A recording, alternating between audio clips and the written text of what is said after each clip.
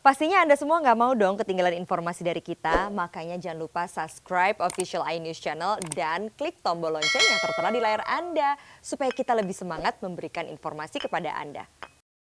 Mungkinkah gelombang kedua COVID-19 akan terjadi di Indonesia? Bagaimana menghindarinya? Kami akan berdialog dengan ahli kesehatan masyarakat Hasbullah Tabrani dan juga seorang ibu rumah tangga yang positif COVID-19, Nungki Herawati.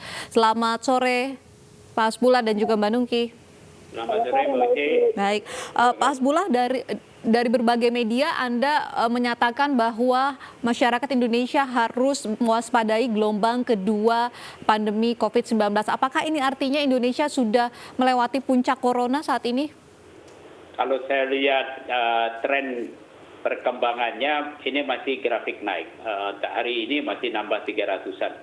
Jadi belum, tampaknya kita belum sampai puncak. Ya, dan bagaimana sampai puncak atau tidak, ini sangat tergantung dari disiplin masyarakat kita. Kalau PSBB ini tidak dijalankan dengan disiplin, tadi saya ikuti tayangan di sini, waduh mengerikan juga itu ya. Masih banyak yang tadi di Jatinegara, di jalanan, saya juga lihat di jalan banyak orang yang belum mengikuti. Yang sudah mengikuti pun pakai masker atau jaga jarak, tapi belum optimal karena ya banyak yang sekedar basa-basi atau takut ditangkap polisi atau ditegur. Ya pakai. Ini bagian tantangan besar kita. Dan kalau kita melakukan PSBB ini waktunya sangat singkat, kemudian bisa menurunkan kasusnya dengan jumlah yang menurun di satu daerah, bukan tidak mungkin setelah 1-2 bulan tumbuh kasus baru, ada kurva baru yang puncak baru. Sekarang pun di dunia orang lagi was-was mengamatin jangan-jangan di Cina akan terjadi kenaikan lagi nih kasus baru. Pak Hasbullah, dengan masyarakat mungkin masih banyak yang belum disiplin memenuhi aturan PSBB. Kapan Pak perkiraan puncak corona di Indonesia dan juga kapan perkiraan gelombang kedua untuk pandemi corona ini? Wah, itu memang bagian yang sulit karena kalau kita lihat beberapa skenario dari Satgas sendiri dan dari beberapa ahli, itu tampaknya masih bisa berlangsung sampai dengan awal Juni, ya. Dan yang kita itu khawatir untuk puncak memang, corona, Pak? Kenapa? Itu untuk puncak corona? Ya, bisa jadi itu. Karena yang dikhawatirkan kalau masyarakat tidak disiplin pada pulang kampung banyak pada Idul Fitri, ini yang bagian yang mengkhawatirkan. Maka disitulah terjadi penyebaran yang luar biasa cepat. Mudah-mudahan masyarakat kita bisa memahami, ya, sehingga hal itu tidak terjadi. Ini yang mengkhawatirkan di kita. Kalau perkiraan gelombang keduanya ini di Indonesia kapan, Pak? Saya sih berharap tidak terjadi ya. Tapi kalaupun terjadi itu bisa jadi, kalau lihat pengalaman di masa lalu itu kurvanya, ya itu bisa 3-6 bulan kemudian bisa timbul baru lagi. Apakah akan lebih parah kondisinya daripada saat pertama kali virus ini merebak atau seperti apa Pak untuk gelombang kedua ini? Biasanya gelombang kedua lebih sedikit jumlahnya, kasusnya lebih sedikit karena sebagian besar orang yang sudah terkena virus, terinfeksi, sudah tumbuh kekebalan dalam tubuhnya sehingga tinggal sedikit yang masih belum terkena. Tapi mudah-mudahan itu tidak terjadi kalau kita ini disiplin semua, menjaga dan memelihara diri jangan sampai menularkan. Karena kan banyak orang tidak patuh karena tekanan ekonomi dan sebagainya. Ya. Kita tahu kalau kita patuh sekarang mungkin lebih cepat selesainya daripada kita tidak patuh, kasusnya makin melambat dan ekonomi juga tidak bergerak makin lama, dan itu makin menyulitkan buat khususnya industri kecil, UMKM, dan mereka yang punya penghasilan harian. Ya, semakin lama kita berada pada PSBB, perpanjangan semakin berat ekonominya. Mendingan selesai cepat begitu. Apa yang harus diwaspadai oleh masyarakat mengingat kita tahu virus corona ini belum ada vaksin dan juga obatnya, Pak? Ya, karena belum ada vaksin, belum ada obat, satu-satunya jalan adalah mencegah jangan sampai kita terkena virus. Kalau sudah terkena, terkontak, maka kita jaga jangan sampai virus itu menimbulkan penyakit yang serius. Ya, biarlah dia tanpa gejala atau gejalanya ringan. Memang kalau lihat di dunia sekarang ini, orang yang terkena penyakit atau sudah terinfeksi, 96, 95, 96% itu gejalanya ringan. 4-5% saja yang serius yang kemudian menimbulkan kematian. Nah, itu terjadi karena daya tahan tubuh cukup bagus dan memang virus tidak terlalu virulen seperti halnya Ebola misalnya yang punya angka kematian sampai 70%. Nah, kita ini WHO perkirakan 3%, tapi kalau saya lihat di dunia sekarang ini terhadap kasus itu 6%-an yang meninggal. Baik. Kuncinya adalah disiplin begitu ya Pak, mematuhi PSBB dan juga kita harus menjaga daya tahan tubuh. Dan kita juga akan berbincang dengan Mbak Nungki, seorang ibu rumah tangga yang di rumah saja begitu Mbak Nungki, tapi ternyata positif corona. Bisa diceritakan awal mulanya seperti apa Mbak Nungki? Awal mulanya itu saya hanya merasakan batuk dan pilek saja, Mbak. Batuk dan pilek saja, tanpa demam dan tanpa sesak pada awalnya. Namun di hari keempat itu ada sesak. Sesaknya tapi ringan sekali. Tidak yang seharian berat terus-terusan enggak. Tapi kalau diminumin air hangat nanti dia mereda. Lalu kemudian di hari kelima malam timbul demam dan berlanjut sampai hari ke-6 paginya. Langsung saya ke IGD untuk cek laboratorium dan sebagainya. Mbak Nungki merupakan ibu rumah tangga. Mbak Nungki tidak beraktivitas di luar rumah, seharinya hanya mengurus anak begitu di rumah begitu ya Mbak Nungki ya. Dari mana virus ini perkiraan Anda bisa terpapar? Kalau pastinya nggak akan ada yang tahu ya Mbak, karena memang virusnya ada di mana-mana yang emang, dan musuh kita kan adalah makhluk yang tidak nampak ya, tapi kalau memperkirakan dan mengira-ngira ya saya dapatnya dari media penularan seperti uang, barang belanjaan dan kemasannya. Itu dari belanjaan dari mana Mbak Nungki? Ya saya setiap hari kan memang pasti memenuhi kebutuhan buat makan anak-anak dan suami, jadi ke tukang sayur. Tapi bukan berarti mereka menularkannya secara langsung ya Mbak ya, karena memang nggak ada yang batuk juga di depan saya, nggak ada. Cuma memang kemungkinannya dari media uang kalau saya rasa, karena kan uang juga nggak tahu udah berapa orang yang megang ya Mbak. Ya kita nggak tahu kondisinya bagaimana, dan saat itu kesalahan saya adalah saya nggak langsung cuci tangan setelah memegang uang. Jadi saya harap kesalahan yang saya lakukan saat itu tidak dilakukan oleh orang lain sehingga tidak banyak lagi yang kena COVID. Mbak Nungki melakukan isolasi mandiri di rumah sudah berapa lama dan saat ini kondisi kesehatannya gimana Mbak Nungki? Total sudah 34 hari ya Mbak. Dan hari ini kondisi saya alhamdulillah baik sekali, udah nggak ada gejala apapun.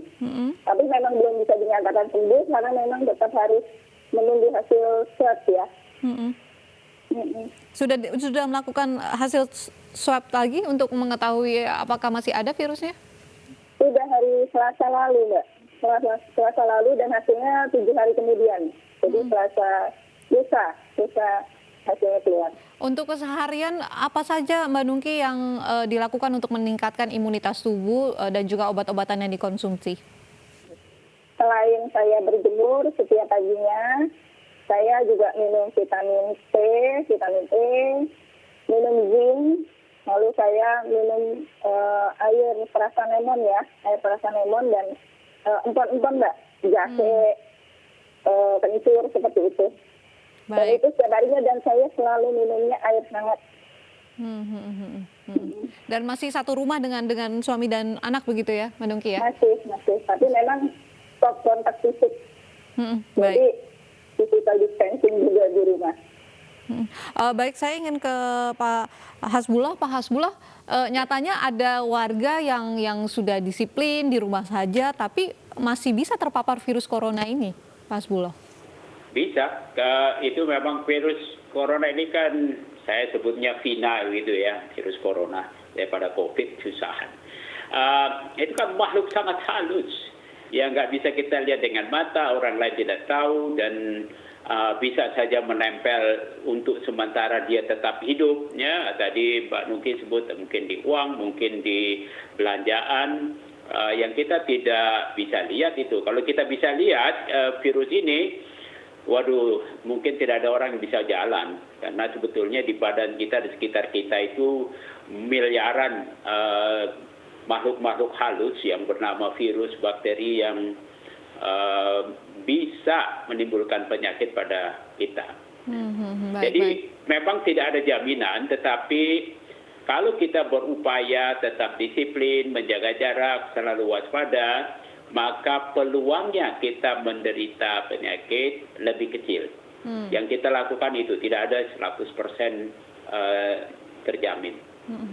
Baik, Pak Hasbullah, Mbak Nungki, kita tahan dulu. Ini ada informasi Lembaga Biologi Molekuler Eijkman bersama Palang Merah Indonesia akan melakukan penelitian bersama untuk mengembangkan obat bagi pasien COVID-19. Rencananya plasma darah pasien positif corona yang sudah sembuh akan diambil untuk kemudian dikembangkan menjadi antibodi pasien.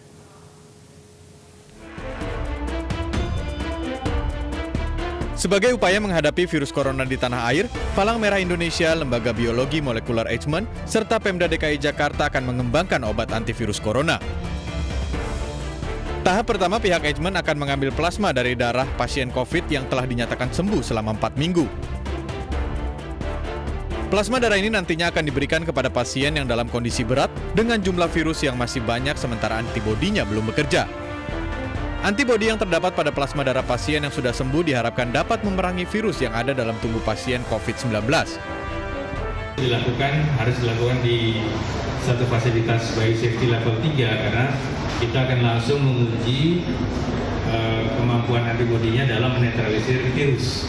Jadi itu dilakukan terhadap virus yang hidup.